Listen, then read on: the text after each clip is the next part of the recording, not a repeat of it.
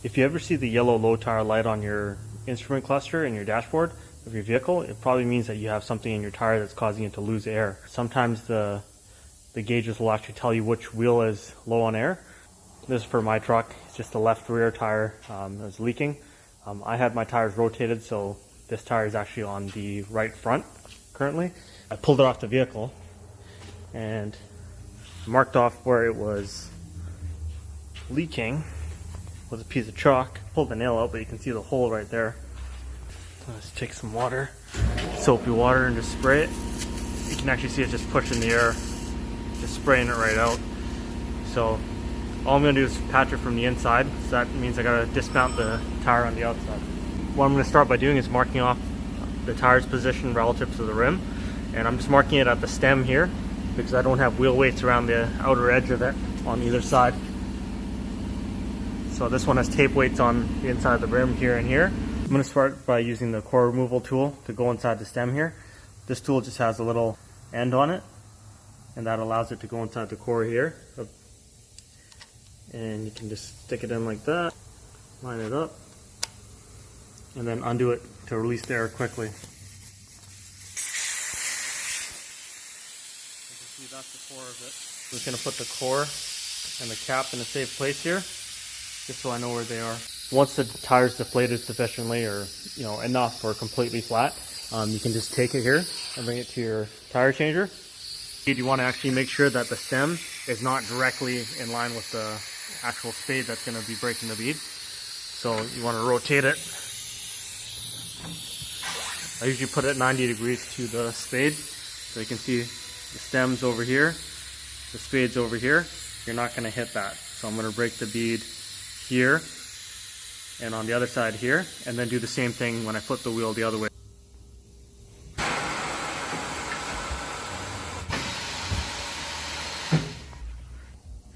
Okay, so I broke the bead on the front side of the wheel. This is the rear side of the wheel right now. Again, my stem position is 90 degrees from where the spade is. So the stem's at the top of the wheel over here, and the spade is over here. So I'm not going to break this tire pressure sensor that's inside of it. So I'm going to go ahead and break the bead. Now my tire is broken away from the rim on both sides. Take the wheel, put it on the turntable, and I can start dismounting it.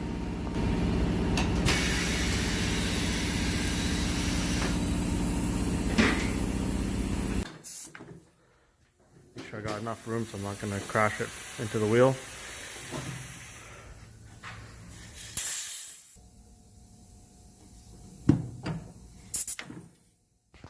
All I did was just lock it in place. The gap here is about 1/16 of an inch, and that just allows it to maintain distance from the wheel. Stem is over on this side because there's a sensor underneath here, and I'm going to put my pry bar right through here, and it's going to pull the bead up and over the sensor so that when I dismount this tire, it's not going to crush that sensor and damage it. It's not touching the sensor. That's what it looks like on this side, and then I rotate. Pull the bar out. Just gonna have to assist it by hand a little bit because it's not gripping. Tilt the tire back. Make sure your sensor is away from the tire so it's not going to get damaged.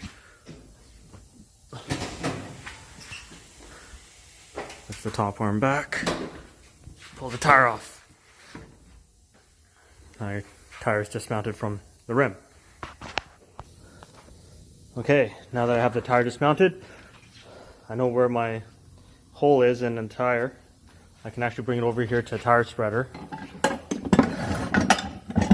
what this is going to do is it's going to basically pull the center section of the tire apart so I can work inside the tire, buff the underside here to prep it for an internal patch.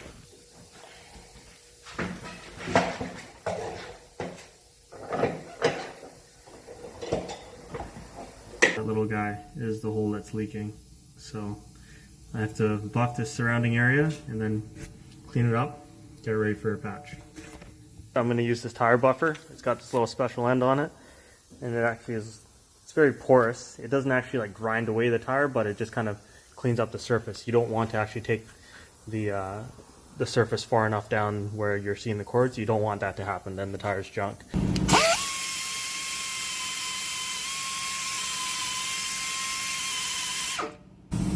So now this area is buffed down. You can see it's a little bit different from here because some of that material is taken away. But notice you'll see no cords around this area. I do have to sort of extend it out a bit here just because I want an area around the patch just a little bit bigger than what the patch is going to be. Since it's a small hole, I'm just going to be using an AP 4.5 patch. So it's just going to sit roughly like that. The hole, which is right here, I want to just clear this area out a bit so that the patch can sit nice and centered on it. I'm just going to use some rubber buffer to clean this area of all the debris that's on it right now and get it ready for the adhesive. It's just a little scraper I'm using to pull away some of the dirt. You can kind of see that pinhole in the center right there. That's where that hole is. It's all prepped. You can see there's the pinhole in the center, but the surrounding area is actually bigger than the patch. Now I'm just taking the vulcanizing fluid, just brushing it over this area. I gotta peel the little blue backing off the patch here. Okay, so now we got the blue backing off the patch. It's gray underneath here, so I'm just holding it with the little piece of the blue here just so I don't actually touch it. But what I'm going to do is trying to center it on where the hole is. So the patch is just seated there. I'm just going to press and hold it in place for a minute here, just to make sure it starts reacting.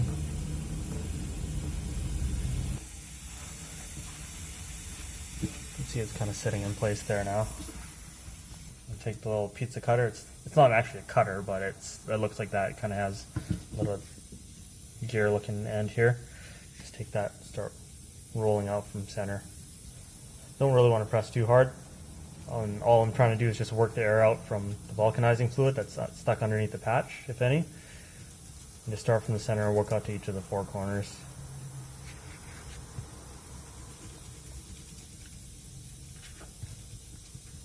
Just make sure that the edges are completely seated down properly. They're not like lifting up or anything over here. I'm going to give it about 5 minutes. Now that the patch is dried on here, I pulled the plastic top layer that was sitting on top of the patch. I've taken that off. Just had to use a little pick to kind of tear a hole in the center and lift it. But you just want to make sure the patch is dry before you do that, because you can sometimes lift the edges of the patch and then it won't seal properly. And then the next step, basically a butyl liner onto it, and that'll just sort of seal the edges and just cover up the whole patch. So this is the butyl liner. I'm just kind of getting the edges really. It's kind of like a thick liquid rubber. And then it dries. When it dries on, it'll just be a matte finish. And it'll just kind of be like a tough rubber coating. Okay, so you can see it's pretty much dry here.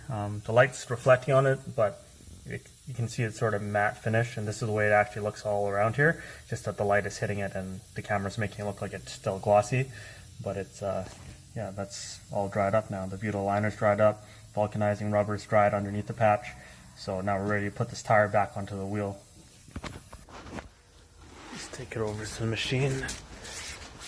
So now, the important thing here is that our stem position is going to be 180 basically from the arm at the top here.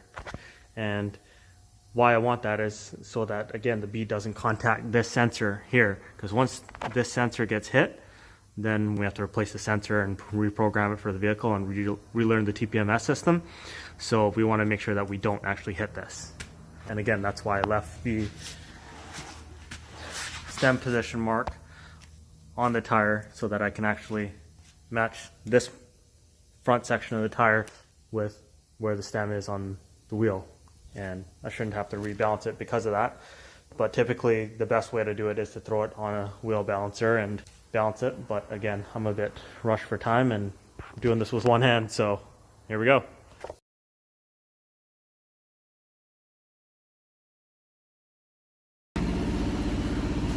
So again, the bead is above the rim at this point, so it's not actually touching the stem or the sensor. And I'm going to rotate the rim clockwise. You'll see the bead sort of slip on, just like that. Again, I'm going to push this down. It doesn't have to be right exact close to that, but you start to see it pull in. Just make sure that the bead is going into the drop center, which is the narrowest section of the rim, so that it has enough room to be pulled over the outside of the rim. And you can see still the bead's not touching the sensor or the stem. It's not going to make any contact, so we don't run any risk of damaging that sensor. I'm just going to take it that last little bit. It just pops on just like that. Now you can see that this didn't line up perfectly with the stem, so all I'm going to do is just grab the tire and rotate it, but I need two hands to do that, so I'm going to try and just set the camera down and do that.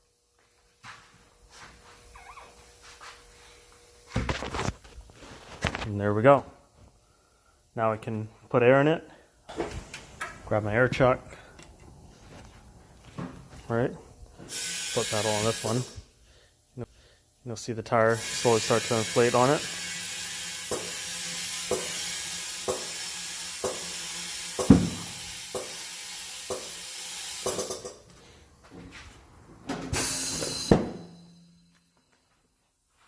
Both beads are seated.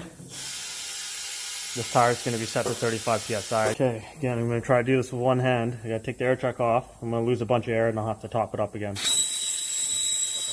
Core here.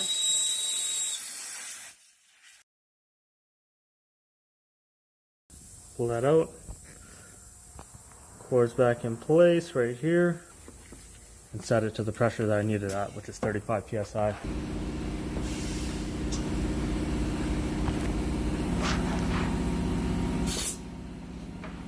Put the cap back on. The last step is to just leak test the patch you just did. So I still have my marks here. Grab my spray bottle. This time we see it's not shooting out air like it was before. And we're good. Very last thing I'm going to do is take some rubber buffer and just wipe off the chalk marks that I put on the tire. Okay, it's ready to go back on the truck.